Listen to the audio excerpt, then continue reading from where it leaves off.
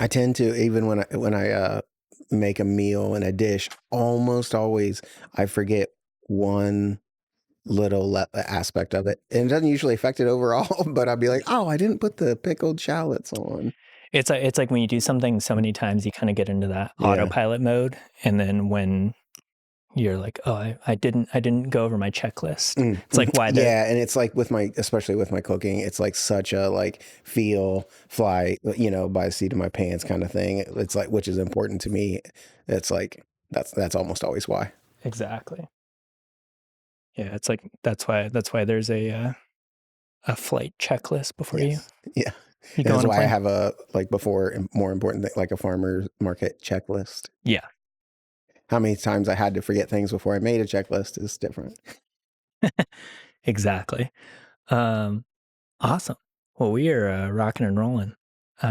Brooke, I'm excited to have you on the show today. Glad to I be here. have, Thank you so much. seen you around and know a lot of your work from the days of commune back in the day. And I think one of the things I'm interested to hear your perspective on, and something I know we've talked about kind of offline before this, is the idea of creating an experience and a place for people to come. And I know you have experience from that restaurant world.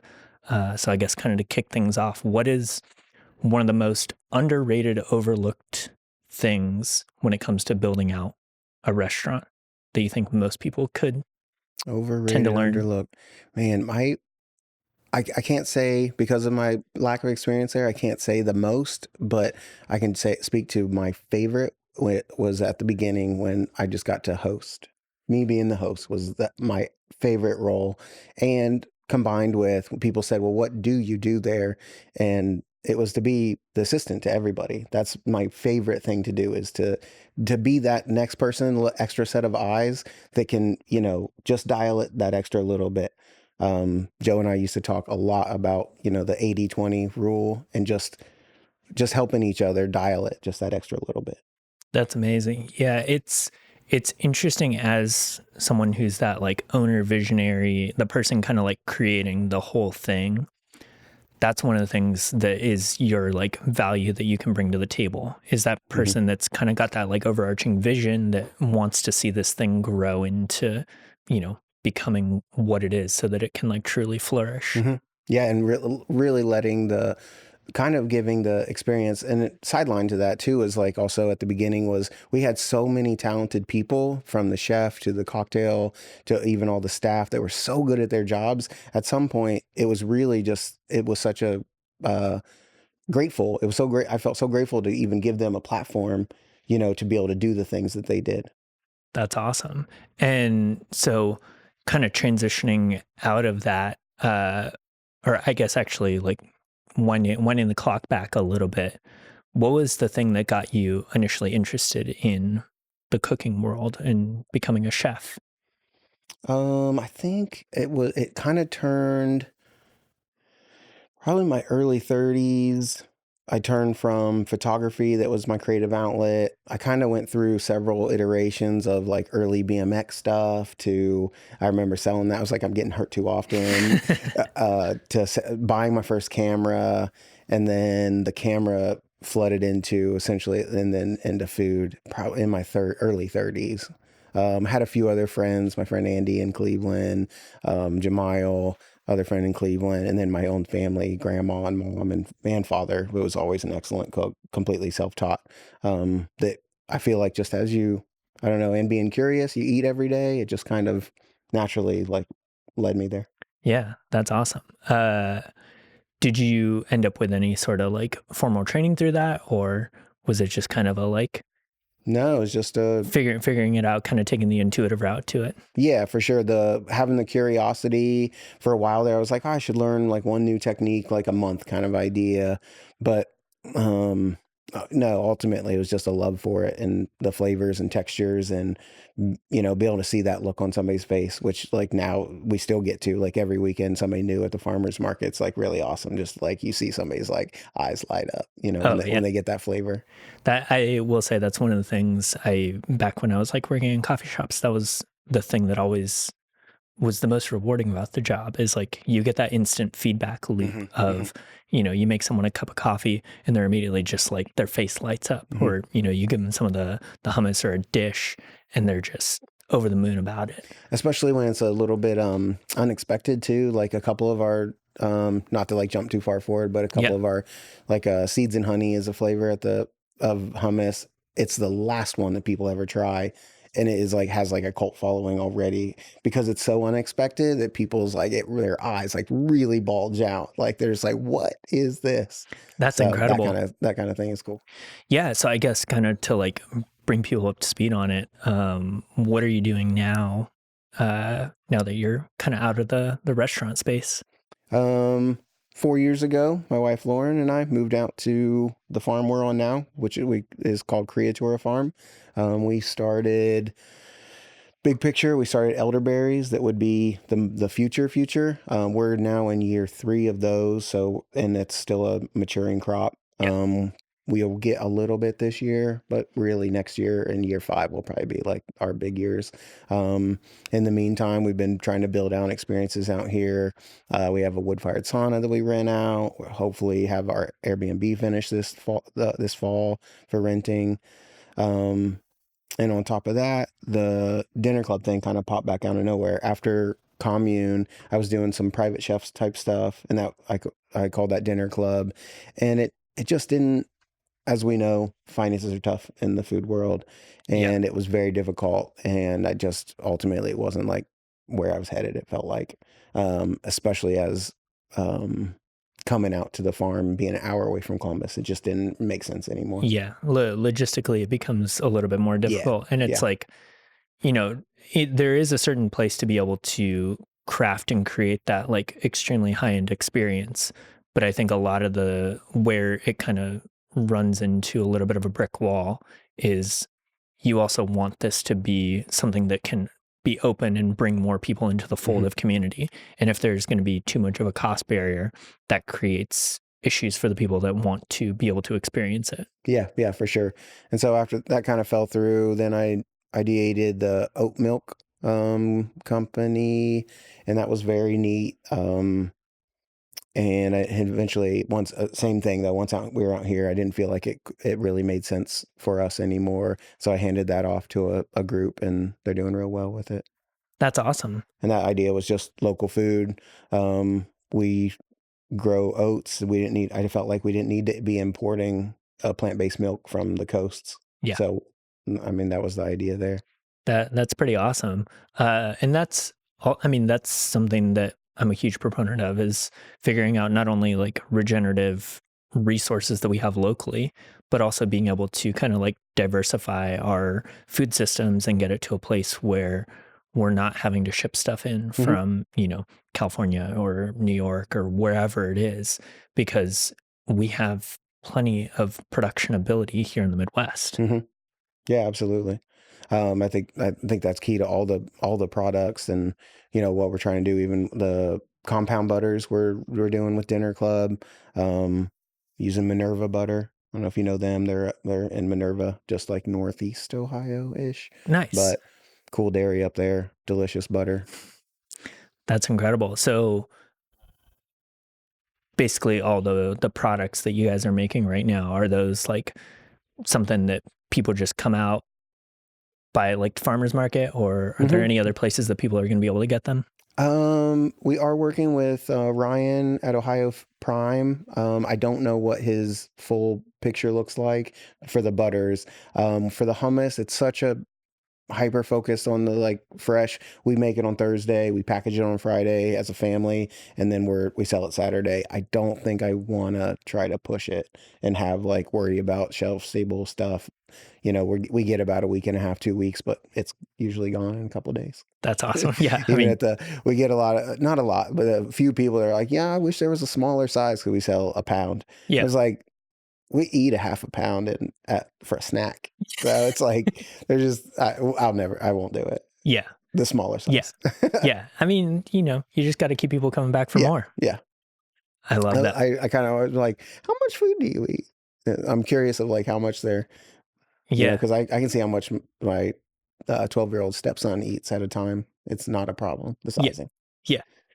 I mean, you got to think about like having all the like growing humans around you. Yeah, You yeah, got to be able to provide for that. yeah, and it seems to be pretty popular with families for those go-to snacks. That's awesome. Yeah. Uh, Kind of transitioning a little bit. One of the things, we just were able to kind of go like walk around. You got to show me the property a little bit.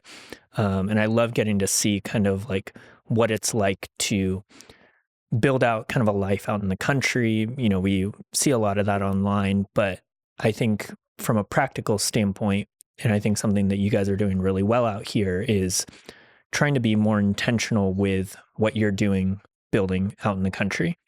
Anyone can kind of go buy a farmhouse, renovate it to look really beautiful, and then kind of can still continue to live their city life out in the farm, Hmm. driving back in, kind of, you know, what you've built here is allowing you to basically, as much as you can, be self-sufficient and, providing everything that you have from the land, Hmm.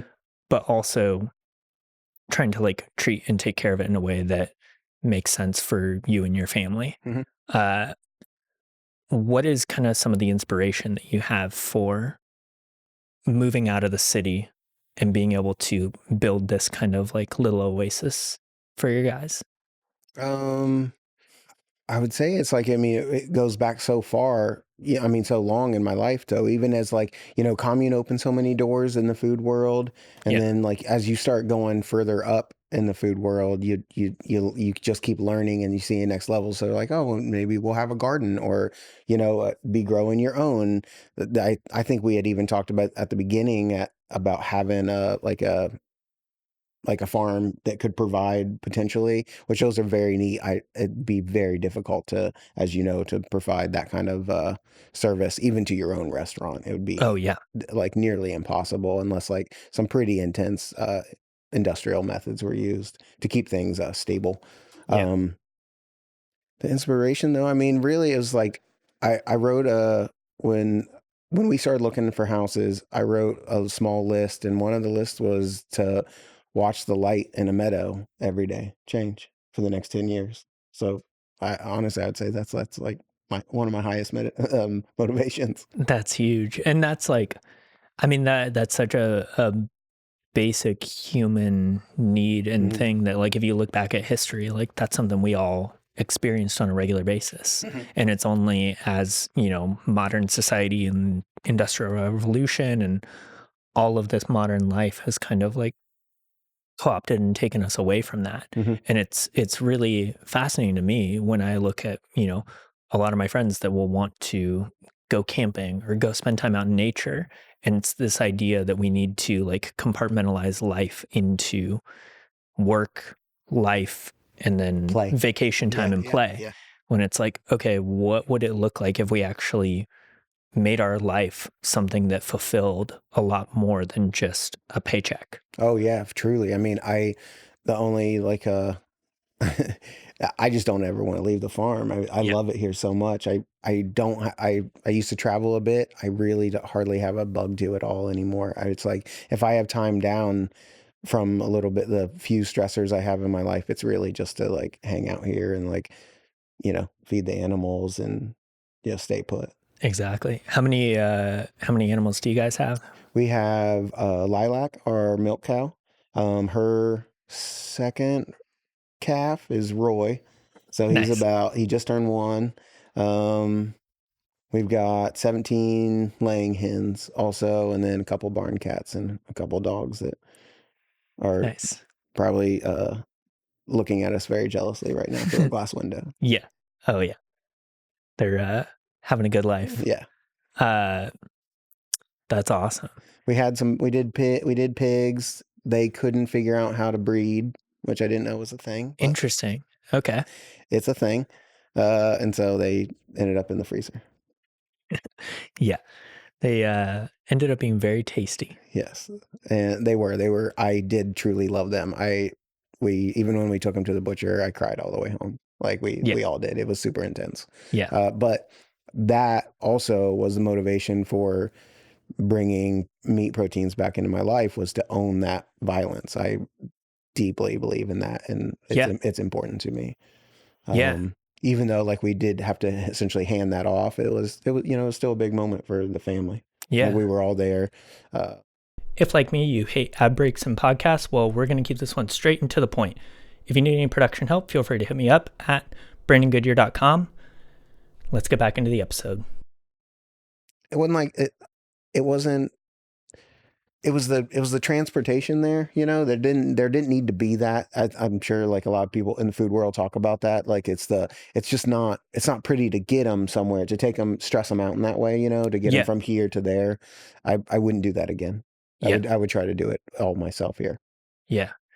Yeah. That's an interesting concept. And, if you feel like sharing more on that, that's something I've thought about for years, and I have a lot of conversations. I have a lot of friends across the spectrum of diet, lifestyle, and beliefs. And a lot of my conversations that I have with my friends who typically are vegan, that's like a big thing that comes up. And I've always, for the most part, been able to, I will respect everything about someone's beliefs. But one of the things that always kind of like sits in the back of my head is whenever people are like, oh, I do this for ethical reasons. And I think about, okay, well, I've spent so much time in the food world, and I've spent time on the farms and spent time in the processing plants, and I've gotten to see kind of the ins and outs of how all this works. I interviewed a farmer last year, and we literally, the day we were at the farm was the day they were processing chickens. And I was like, it was such a hard day because on the one hand, I was like, we need to film this just to have it. But also I was like, I don't know how to show this to the world so they can understand. I bet it was intense. It was a very intense day. And I was like, this is so violent. This is a lot. But it was like, it was also good for me to be there and experience and know, because it also is like, I mean, a big thing that I've been interested in is like, so many people are, oh, we need to like eat more chickens because whatever reasons. And I'm like, do you understand like that one chicken? Like, I'm not a big guy. I will eat an entire chicken in like a day. Like we would need, for me and my wife, we would need like 30 chickens a month to be able to like sustain us, versus we split one cow with my mother-in-law and, now more people in the family. And it's like, that's going to last us all year. Yeah. So when you think about the like, the violence that's involved in the food system, I'd rather have that one life take care of our family for the year versus having to go through the level of stress and trauma of having to kill something every single day, or, we've talked scale. about that for sure, especially like where you're like, we looked up every different way of, especially with the chicken. So we did, I think 30 broilers when we got the hens. Yeah. And it wasn't between the work that you would do and I just wasn't something we were interested in. So we ended up using a butcher over in Baltic. Yeah. And yeah, it was important. I explored it from that owning the violence standpoint. But it just didn't make a lot of sense when it came down to it, and to your point though, as far as like, if you were just grazing the protein that you absolutely needed to raise your family, it's hard to bypass beef. Yeah. I mean, especially from an input, you're guaranteed you can grow your own food for chickens, but almost everybody that grows chickens is buying grain from somewhere. If you've got some decent quality pasture, in less than 24 months, you can have, a year's worth of protein from grass and a little bit of salt. Yeah. That's always one of the things that blows my mind when it comes to like beef. And like one of the farmers that I was privileged to get to talk with last year, he was talking about the whole idea of, and I'm blanking on the president, but it was like a chicken in every pocket. And that was kind of the inspiration for a lot of the subsidies that we have now, because to your point, like everyone has to use some sort of feed to be able to grow their chickens. And it's really expensive to grow chicken if you don't have subsidized corn and soy and all the things that go in your feed. Yeah. And so, but if on the flip side, cattle, you take grass that is abundant and everywhere and basically free to anyone that has land, and now your cattle can turn that into food. And it became food that we this can't like do. Exactly. And that's like a big thing that I see a lot of this debate. That's like, oh, we're growing all this food to be able to raise all these animals to turn to food. Why don't we just skip that middleman? And it's like, but then I talk with the regenerative farmers and they're like, well, if you want to go try and eat that grass in my field, have at it. But, you know, I'm not going to be there for the aftermath of Yeah, that. yeah. Uh, Plus, like, how many people have a lawn? Every time I see somebody, you could raise a small animal on a, you could raise a beef on a small yard that gets mowed every week. oh, yeah, I mean, if easy.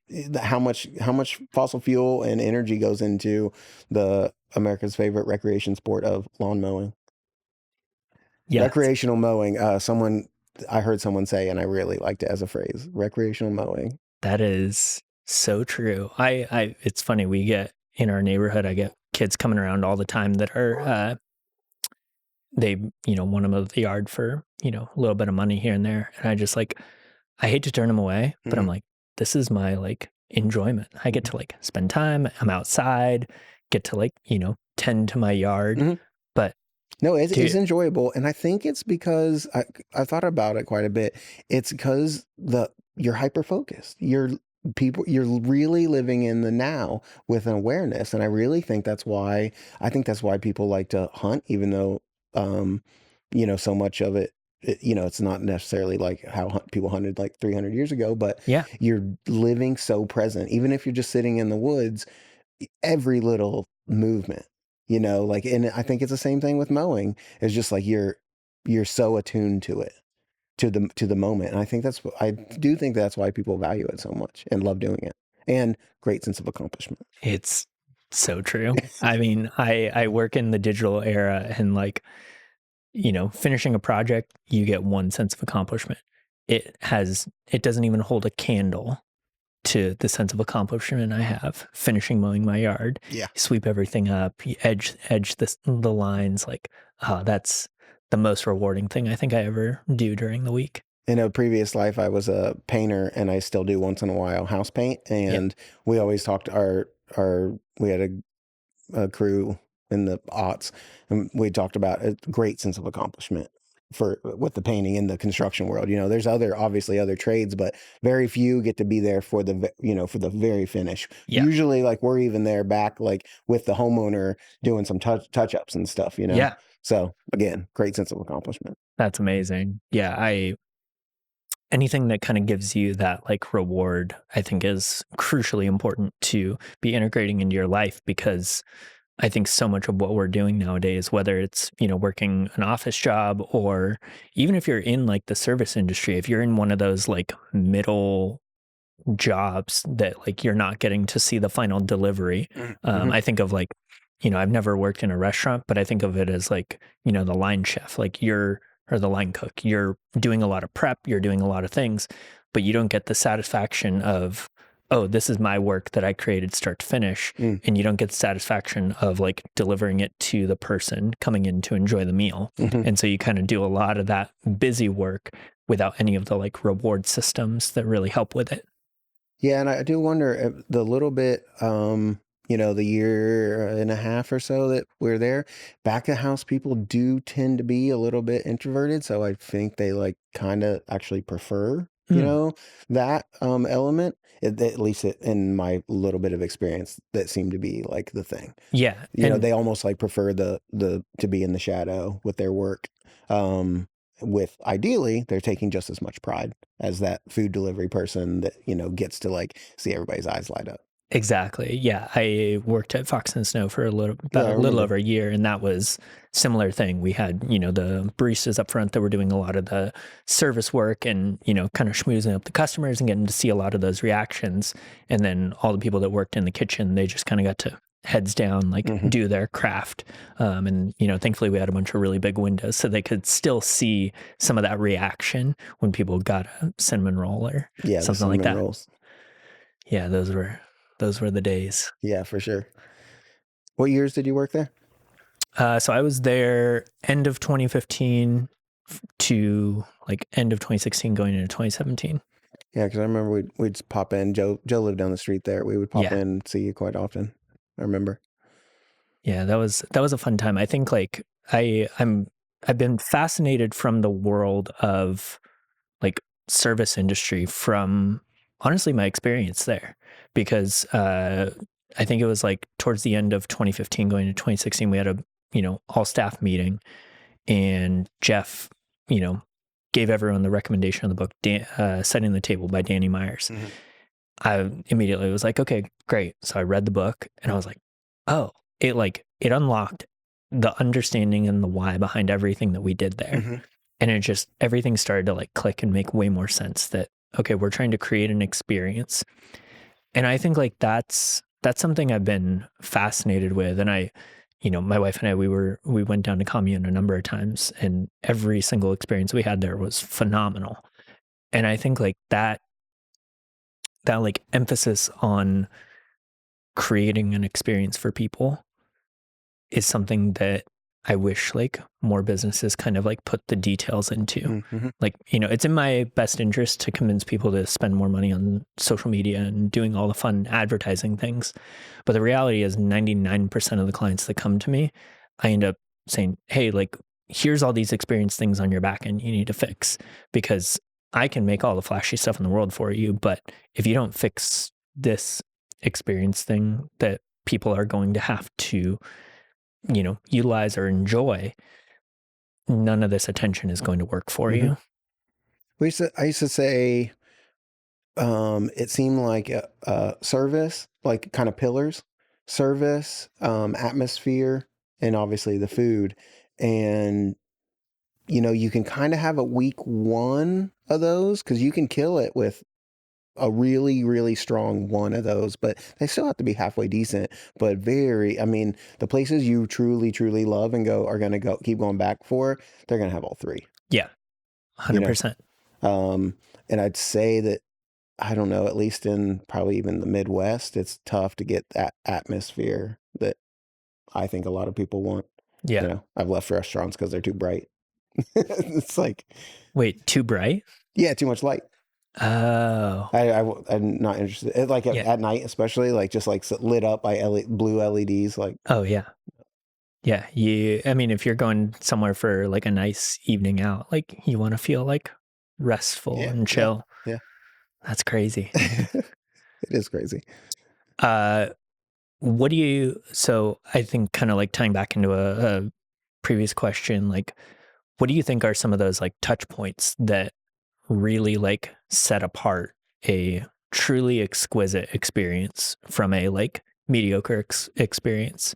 Because I know that in my own life, like I'm always looking for like, what are those things that like cause friction versus make an experience frictionless? Mm-hmm. And it's like, I just recently had an experience. I was going to pick up dinner at a local restaurant, and, I'm ordering everything online. They say, put in, make, model, color of your car.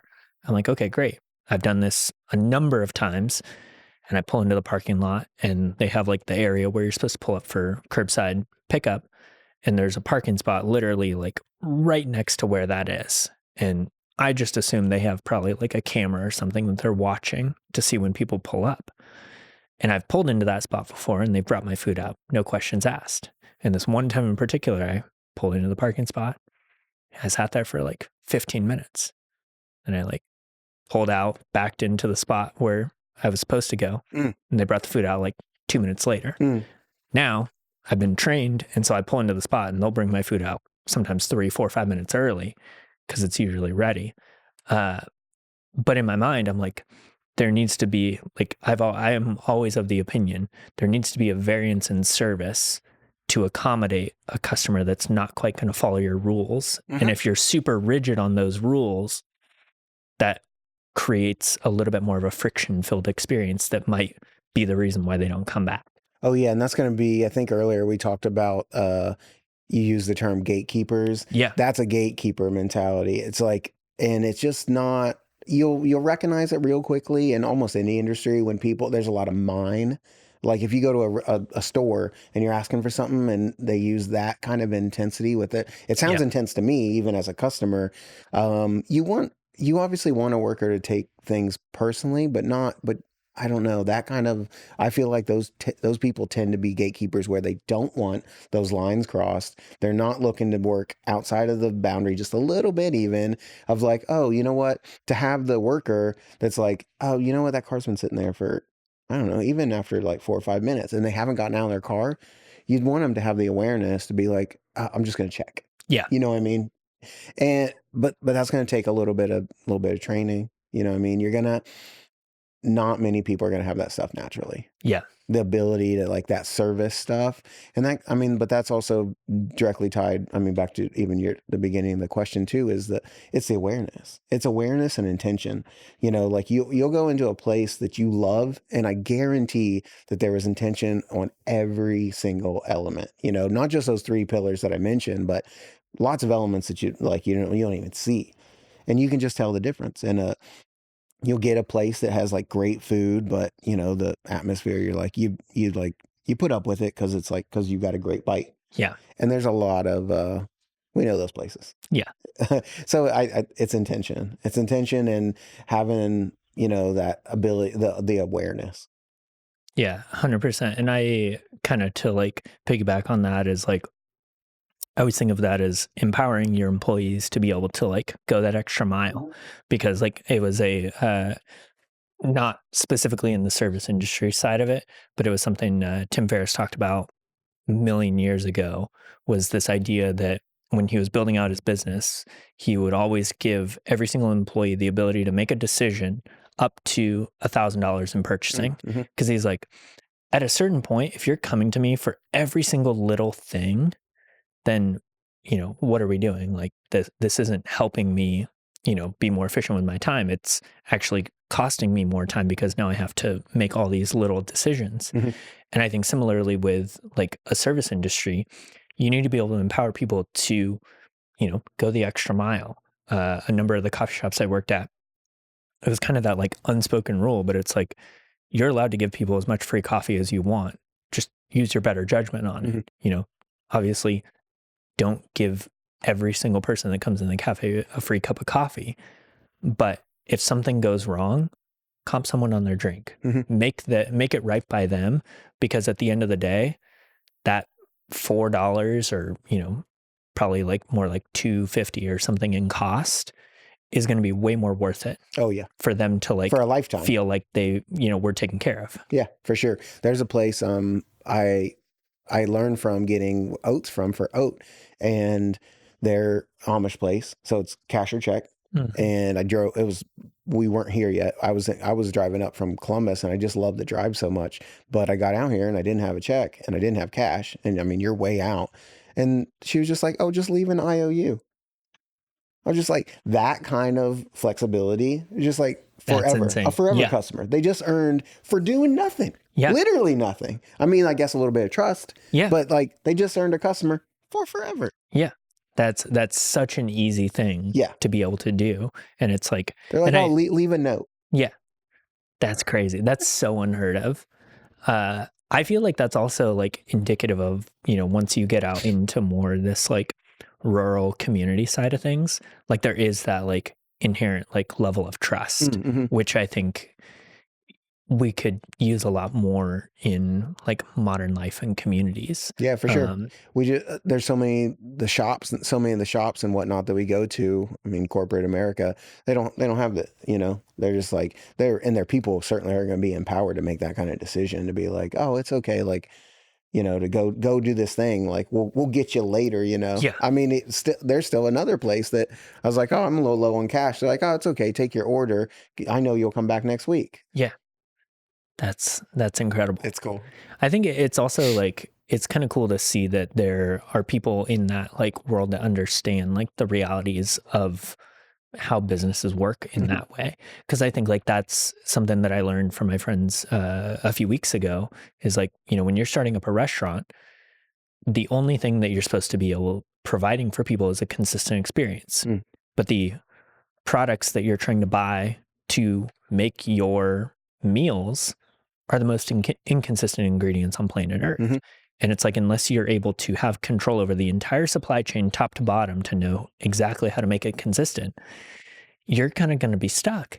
And so, but when you have a supplier that understands, oh, yeah, you're low on cash right now, but like, maybe your payout for your credit card processing or something is like on a Tuesday, and they know, okay, by the next time he comes in, he'll have his payout and then we'll be good to go because you sold the product. And that kind of like level of understanding community is just really cool. Yeah, it really is like, it feels like priceless, and just, I mean, that is the community aspect, you know? Um, I do love it. And not to that, like, they're all like the most wonderful people, but those were both Amish run like places. Yeah, that's very telling. Their cash registers hooked up to a DeWalt battery, but a lot of trust. Yeah, got a lot of trust in that DeWalt. Yeah. I love that. Something that I know I've said it a lot. I know that I hear a lot of other people saying it, but I'm curious kind of your thoughts on the word community gets used and thrown around a lot. And I think that sometimes it gets used as kind of a buzzword because we don't have any other way to articulate what we're looking for. Mm-hmm. What is something that you kind of view as the importance of how to like properly build community? And like secondary part to that question is like, what actually defines community for you? Mm. Define, I think somewhere in the realm, without of being like so precise, of like somebody you can count on, you know. And I mean, but also like you got to be able to do the flip side of that, of like anything you expect, you know. Like, I mean, we've got great community out here. The fella across the valley from us, you know, I heard he had some firewood. It was our first year out here. I didn't know anything about firewood. Cold called it, you know. He invited me in for coffee. 3 hours later, Lauren didn't know where I was because I was still in his kitchen drinking coffee. That's amazing. And you know, I do think I hear you with the buzzword, you know, especially. Um, I don't know. I can say that I think it's much smaller. I feel our community is much, much smaller, even in this world of technology and buzzwords. I feel our community's actually probably shrunk quite a bit because of, if you take away in the city, it's easy to feel like your community's a little bigger. You're around a lot more people. I don't know. Out here, I feel like it can be a little more eye-opening in a good way, you Yeah. know? Um, I feel like you probably have higher quality than what you would potentially have in the city. Because while it can feel like you have a lot of people around you, the like intention and kind of to your earlier point on it, like people you can count on, that's something that I'm like starting to kind of like realize in terms of, a city can have this facade of like, mm-hmm. oh, you have a lot of people, you can count on XYZ so and so people. Mm-hmm. And it's like, if you're really intentional of building your network, 100%. But I think a lot of people, you just kind of casually get into this, like, oh yeah, I'm in this thing. Like, yeah, you can just count on whoever. But it's like, if you've never actually built that relationship, then it's hard to like get to that Yeah, place. and I think social media can be a super unhealthy aspect of that. Obviously, like, Yeah. you know, you think you have it, but ultimately, out here too, I've I used to be could feel lonely a lot in the city. A lot. I've spent most of my life feeling lonely, even Yeah. surrounded by people. I can't say I am ever lonely anymore. And I see very few people, Yeah. but I see a lot of plants and a lot of animals, and I get to be in nature way more than I ever have. And I'm not lonely anymore. I can tell you. I mean, Lauren, my wife, and I were just talking about it. It was like, we were talking about in kind of the context of Vincent, her son. It was like, it can be very difficult for him because when you're a kid, a city is like, you know, Yeah. it's the action. It's where all your friends are. And it's Yeah. hard to tell them, you know, to come back and be like, you know, like, we did that, but you got to let the other person go through that, come back, you know what I mean, to appreciate it on the level that we appreciate it. Yeah. But I think that aspect of community that isn't necessarily people is huge, for me, at least at this point in my life. Yeah. That's incredible. And also kind of like, I kind of want to like dive into like the social media side of it a little bit, because that's something my entire world is creating and being able to help people tell their story online. But it's like, the reality is like a lot of what people truly want is to build those like in-person connections and relationships. And I'm curious, seeing, you've primarily worked in like the restaurant world in terms of like the context of social media, Mhm. because starting like roughly like 15 years ago. So building out something that's supposed to be an inherently in-person connection, but using all of these like tools of the internet to get the message out. Do you feel like there's like a benefit in that like you can build this massive online audience, but the reality is like you have to convert that into in-person people coming into the restaurant? Yeah, I used to feel like it was probably possible, and I feel like we kind of rode the last kind of wave of that through commune and a little bit of oat, that people still were like open to it. Oat, even though it's like it's the same thing though. You get a lot of interest and you think people, but people don't show up to Yeah. buy the product as much as you think. And oat, I definitely felt that with oat, even though it had a lot of like pretty pictures and online love, but didn't online love didn't pay the bills, Yeah. with it. So um yeah, that I'm sure I like it. I'm exploring now personally how to do that without, I people ask if we have a website. I don't have a website for Dinner Club, and I That's probably crazy. won't. I can't really be convinced I need one. Yeah. Like, we're in person. The people that like love us, like we're only at Worthington Farmers Market, so it's like if we're there, like they're gonna see us. Oh And yeah. if they see like our spread of samples and stuff, like they're gonna come up. Yeah, of course. And we go back and forth on like menu stuff of how much information, and I don't want to give so much information on a placard or somewhere that it takes away from a personal conversation. Like, I want someone to have to ask a question. If everything's just thrown up behind us and Yeah. that no one has to say anything, I don't know. I'm just like, I don't want to That's hand it to them so easily, I guess. yeah. It's funny you say that, because that was actually one of the things I was noticing about what you have set up versus literally everyone else at the farmers market. I was like, oh, this is like shockingly like very minimal, very clean. But to your point, like it's encouraging conversation, because now it's like, oh, I have to like ask you, like, you pick up, there's like the ingredients on each little thing, but like the hummuses, like you got to like actually Hmm. ask what's in it. And Hmm. like, I love that. And it's there. I mean, someone could like really look. Like, even the name Dinner Club. I mean, it was more of an accident from my other business, really. But they're like, so where do we sign up for this? And I was like, oh, we have groceries. So it'll probably be a little bit of a like signage, like find groceries, like on in the future, like on our Yeah. little stand, that kind of thing, just to make it clear, because people will be like, well, I didn't come up because I thought it was a club. And it's like, well, you Yeah. eventually did. Yeah. You're here now. You're You're here trying it. now. You're here now. And I mean, yeah. So I don't know. We'll That see. that I mean, it keeps evolving, right? 100%. Yeah, that'd be a funny thing. Someone comes up, they're like, "Oh, I thought I was part of the club." You're like, "Good thing you are." uh, that's incredible. Have you thought about actually starting a little dinner club around it? Probably not. We have a space here on the farm that I hope to build out, and it's in process, an outdoor kitchen that'll have all fire cooking, and I hope to host other like Columbus or Cleveland chefs. I hope to do like a donation only, like militantly local, like pizza night kind of thing, like in a bread oven that I want to build. That'd be Um, sweet. but it's more again to get people out, and just get people together. Yeah, that's pretty cool.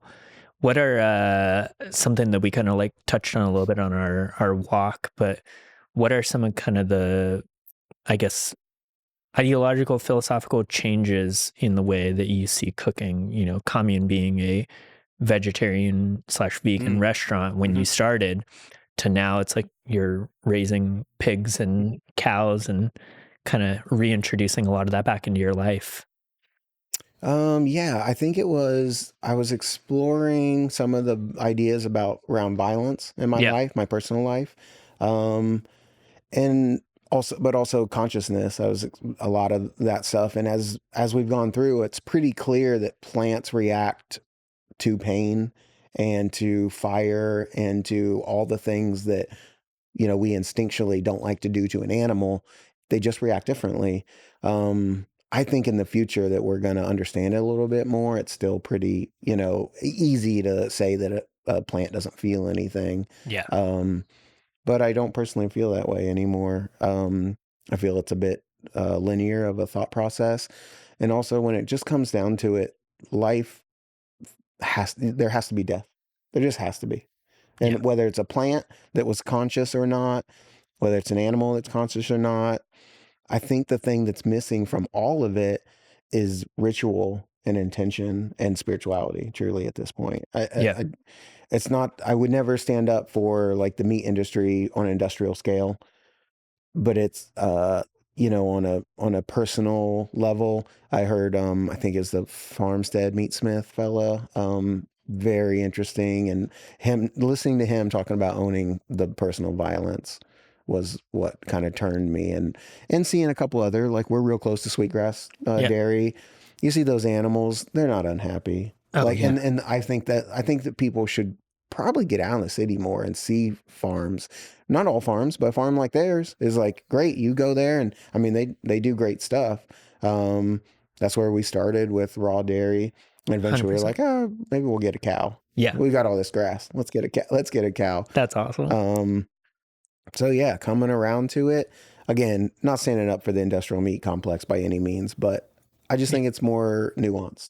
Yeah, I 100% agree on that. Like the thing that really opened my eyes was a number of years back, I went out, my friends used to run Covey Rise Farms right outside of Columbus. And I remember the first time getting to go out to their farm, I was, filming a little video with them. I remember going out the like day before or something just to like check it out. And they walked me through everything. And it was like, the farmland that they bought was a by the book organic corn and soy farm. So, if you want to, go down the vegetarian path, this is the best iteration of what you should be using for growing your food. And he showed me where they had run, at the time they were only doing chickens, and they had run their chickens down this one stretch of land, and it was the most beautiful lush green grass you've ever seen. And literally like a, line in the sand, there was the like hard compacted earth from the previous farm. And he pulled out a piece of earth about that big that you could probably build a house with. It was so compacted and hard. And over the, 3 years that they were there, I watched as like the entirety of their farmland just turned into this like beautiful, lush, carbon rich soil. And they eventually started doing cattle, and then they did lambs. And it was just, you got to see this process happen firsthand. And to your point, it's like when you only think about food and like meat production as this like industrial system, yeah, like of course you would be very easily turned off by that. But as soon as you go spend time out with these cows in the field and realize how happy they are, they're just living their best life. Like there's something to that I can't help but think, oh yeah, that's the direction we need to be going. Yeah, truly. I hope to do some slaughter on farm here, and with a group of other folks that want to keep also learn it. I think there's a lot of people out there that do. Yeah. I mean, that's like a whole other thing you could get into is like, I think there's a lot of interesting stuff around the regulation of like setting up a slaughterhouse and all that I think like more people need to be like coherent of and understand, because I think a lot of our food system, it's under the guise of like, oh, we need to make sure everything's safe and like done by the book. But the reality is like, there's a lot of things that it's like basic common sense. You apply it to like making and processing your food, and it's like, you're going to be safe. And yeah. And I think there's some, you can get around it kind of, I think even with some of the similar to the raw dairy herd share things, I think you can maybe even, I don't know, people aren't going to love it, but buy meat that way. If you pre-buy it, then it's already yours. Because technically you're not allowed, unless you get it perfectly certified. If you're doing on-farm you can do on-farm processing for yourself. But, yes. You're not supposed to be selling it. But Exactly. I think if you sell it beforehand, it's a private membership. And I think it's like fine. And there's the other thing, like less than 1,000 chickens or something. Like I think a farm can sell before it's, I don't technically know. I don't know. considered a I don't know the commercial numbers operation. on that. Yeah. What was Covey Rise? What was their name again? Charlie and Carissa. That's right. I was next to them at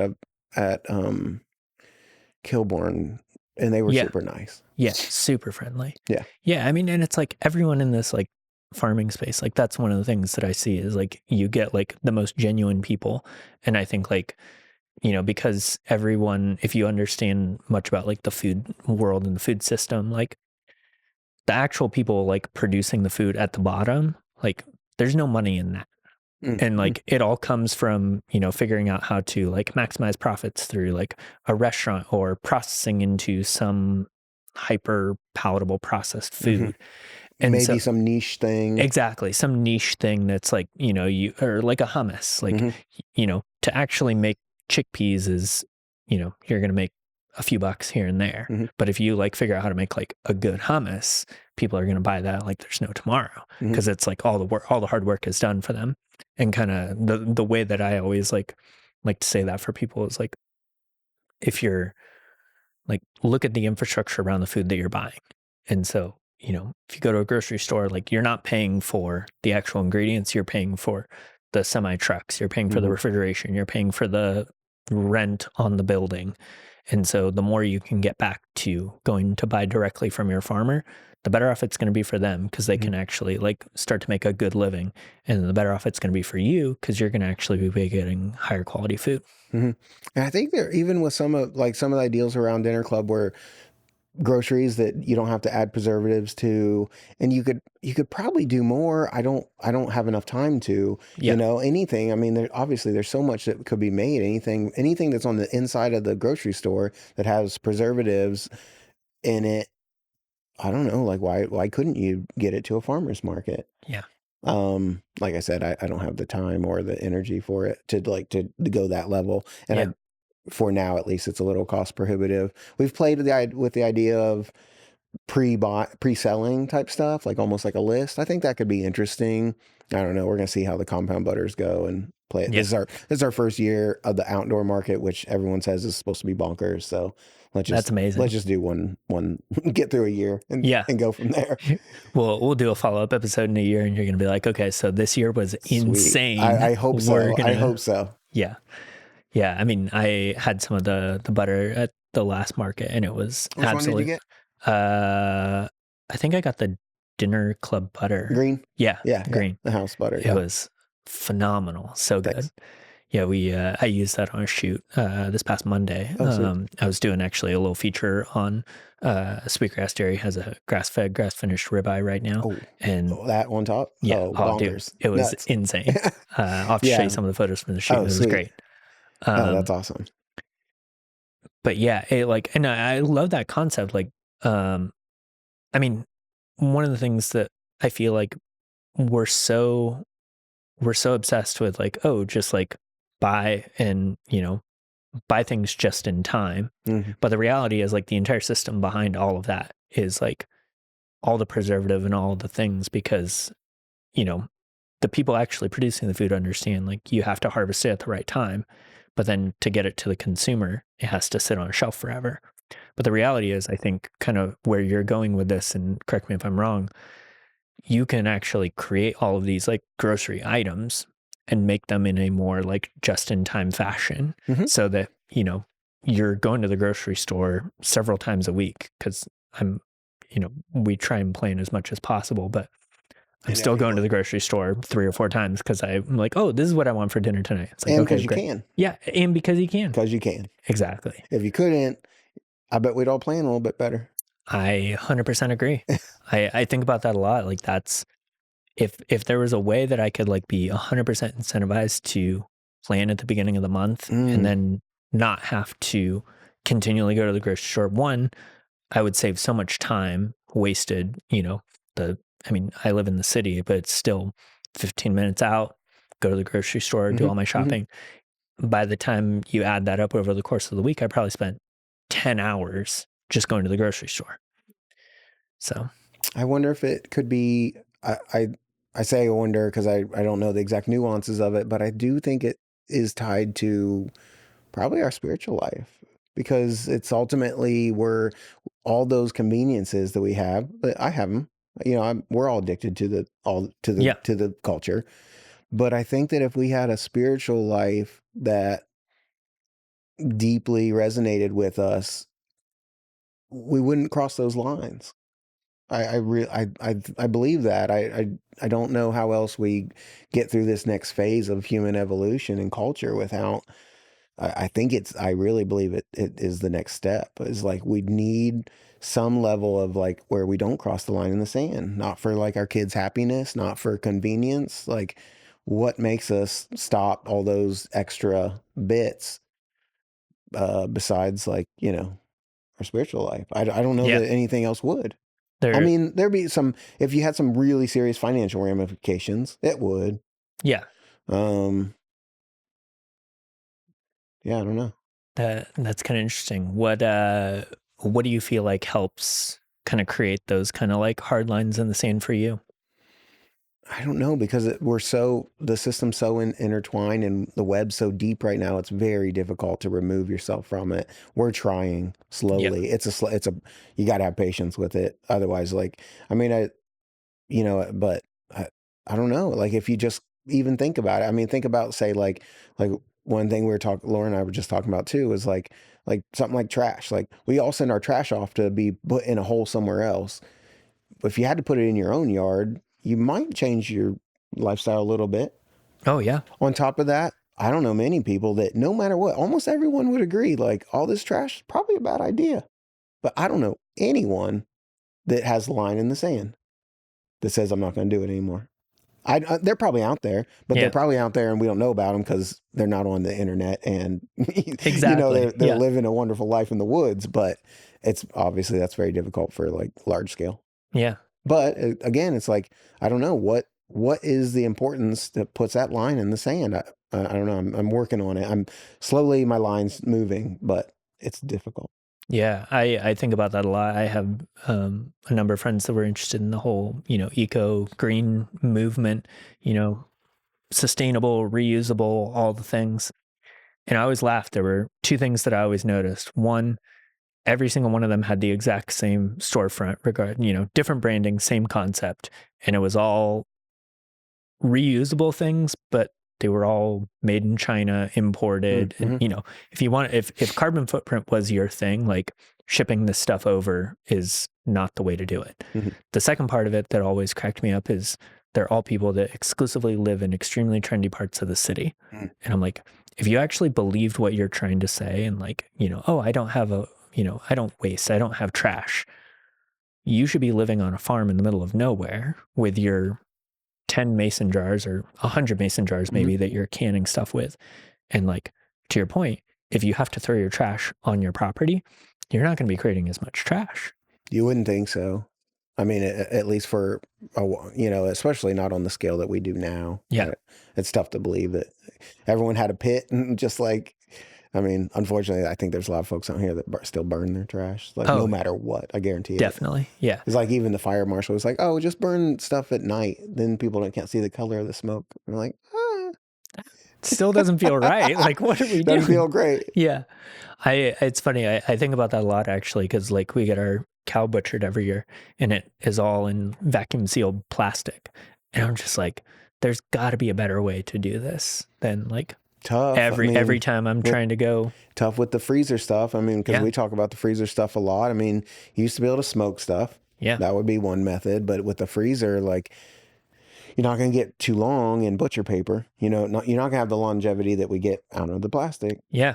I mean, we look around even at the farmer's market, and like now we're like part of it is like the farmer's market wouldn't exist without plastic. It's very, true. very difficult. Yeah. I don't know. I don't know how we undo that web. I don't think it'll undo until it is forced to undo.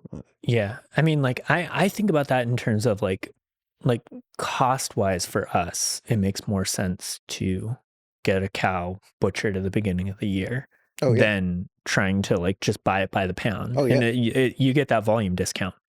But the flip side to it is like, I wish there was a way that you could somehow pay that up front and then The trash, like kind of a price on the trash, or what do you mean? no. So like if there was a way like I could pre-buy a cow at the beginning of the year, and instead of me having to take the whole thing all at once, that person, so they know they're getting their money. Yeah.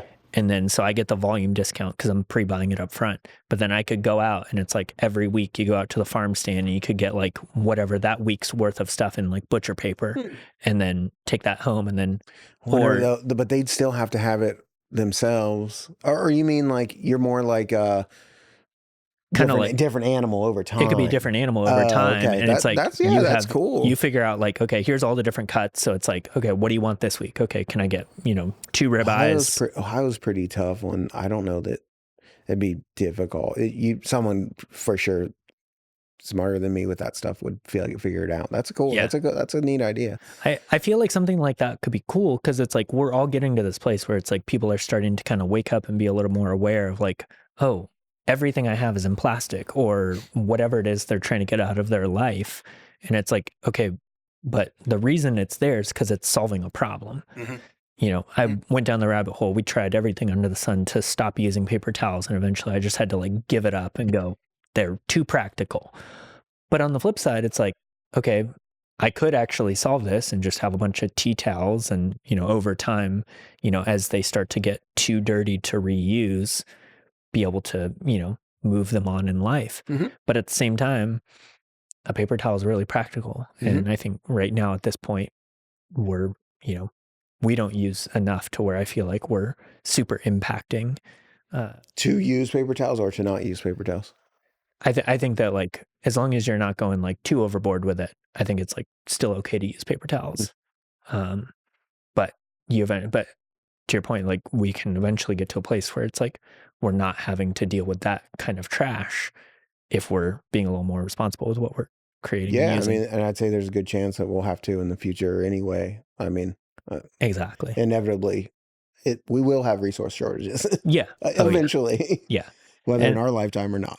Yeah. Someone's going to. I mean, and that's why I hope that, more people can kind of understand what it means to be able to like produce and grow things for themselves. Because I think a lot of that resource shortage will probably eventually come from like a knowledge shortage. Because if you look at, for sure, like, I got to be around a lot of these farmers, and it's like you go to these meetups and they're all in their late 50s, early 60s, some of them in their 70s and 80s. It's like, okay, these guys only have maybe another 10 to 15, maybe 20 years if they're lucky to continue doing this. And probably already there's been a loss of knowledge there, from their like parents and grandparents. Exactly. And it's like, and if there's no one to like come in and replace them, and that's like a big conversation I see in that world is like, how are we going to encourage the next generation to want to get into this? And the current system that we have is not enticing for them because they just see, oh, my dad was in debt his entire life and worked 100+ hours a week. There's no benefit. Yeah, I wonder if it's even just like smaller. I love, Ben Folk. He's a resilient homestead. I don't think so, but I'll look him up. Super interesting. I think someone's talked with him, asked him about, or if we're going to have like 1 billion small farmers, is that what we need? And he said, he thinks more like it's like 10 billion small gardeners. Yeah. More like gardeners, like maybe we just should be growing a lot more stuff ourselves rather than all these small farms to take care of. It feels like just replacing the current system. And it's just like, we need to rebuild this system. Like, let's just like, I'm not really interested in just like kind of like a green version of the system. Yeah. Let's just like take it all back down to the foundation and start over. Use the wisdom that we've gleaned over the last 200 years. Not go back to like pioneer days, but certainly we could be using technology and fuel better than we use it now. Oh, 100%. You know what I mean? And I think that's probably like where we're headed. It probably really won't happen on large scale until it's forced to happen. It would be my guess. I agree. I think right now, one of the big things that we just like need to get to in like society, and I think it'll be impossible given kind of the way people are reliant on like grocery stores and the way that our food is currently distributed. But I think once people kind of get to that understanding of, oh, if you want to have, apples in the middle of winter in Ohio, sorry, not this year. Yeah, like, or you're gonna need a cellar. You're gonna need a cellar to like make sure that they're good. And it's like once people start to understand that, like, oh, you don't just get everything all year round because a grocery store can carry it. You need to be thinking about what you can get locally, what you can grow, what you can rely on. And then once you've got that kind of in mind, then you'll be able to start kind of like decoupling from the way the system works. And I think like I think more and more people are getting to that place, but I think it's definitely going to be probably over 100 years or more Mhm. before we actually get to that on a society-wide level. Because the decoupling's so difficult. Exactly. I mean, I think like multiple ideas of what we've talked about in the last hour or so are kind of like revolving around. It's like the smaller for sure. It's like how neat would it be if every community had like that commercial kitchen? Yeah. And there could be, I mean, if all these ideas we've had, like somebody could do that. Those things could, not one person needs to do them all. What if Exactly. like the whole community? And there is an aspect of community, and even like we're not trying to necessarily be so like perfectly self-sustainable. I think that's a little bit of a myth. It was more like a community or a village was sustainable together. It wasn't that like one farm did it all, and we Yes. don't need anything else. It can be a little bit of, I'm not saying you said this, but I think it's Yeah. a little bit of the No. American like attitude of like, we don't need anyone else. Yeah. Individualism. I think it's a myth. Yeah, I see that in a lot of like homesteaders online, and this is a conversation I had with Grace a few months ago. Kind of realizing that the idea of homesteading right now has kind of been turned into this toxic thing because it's usually a lot of millennials, like people my years and my age. You move out into the country and you go, okay, great, I want to be like self-sustaining. So then you start getting all the farm people, but the reality is like back in the day, if you wanted to can, it wasn't a multi-day process that you're doing by yourself trying to like preserve all your vegetables for winter. That was like you bring the whole family together, you maybe have 20-30 people working Mm-hmm. on it, and to your point, you're sustainable for the collective. Mm-hmm.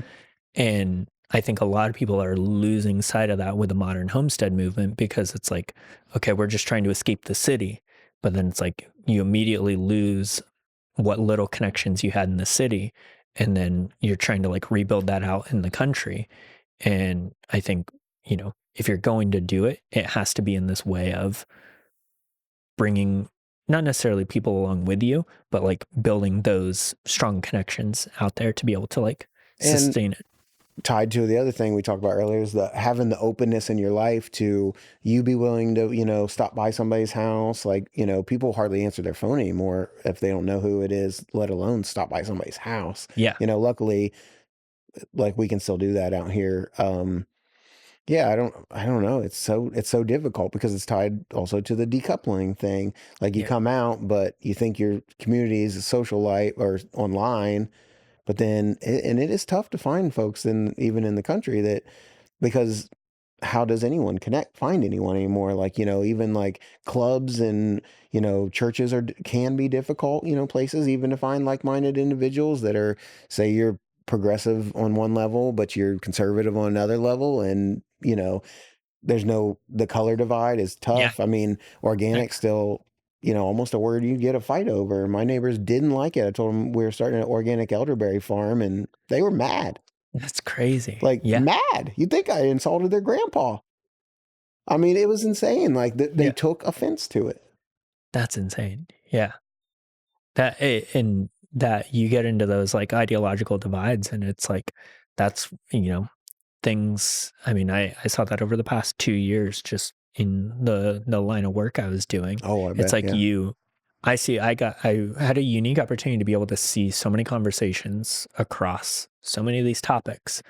And I was like, if I could just sit down, like I would get in conversations with people online and I would just love, like their brains would just explode because it's like, you actually don't disagree with these people as much as you think you Yeah. do. Yeah. Truly. But it's like, if you want to like, if that's the line you want to die on, like have at it, but just know like you're only hurting yourself. Yeah. Like Did you meet Eisenstein?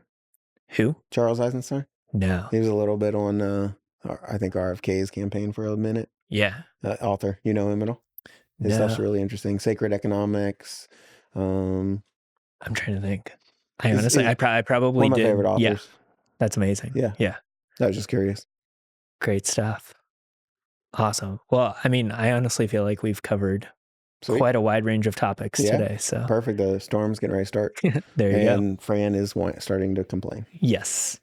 Awesome. Well, Thanks for once having me. again, thanks for coming on. Absolutely. Really appreciate it. And we'll definitely keep the conversation rolling. Yeah, I would love to. Thanks, Brandon. Awesome. Bye, everybody.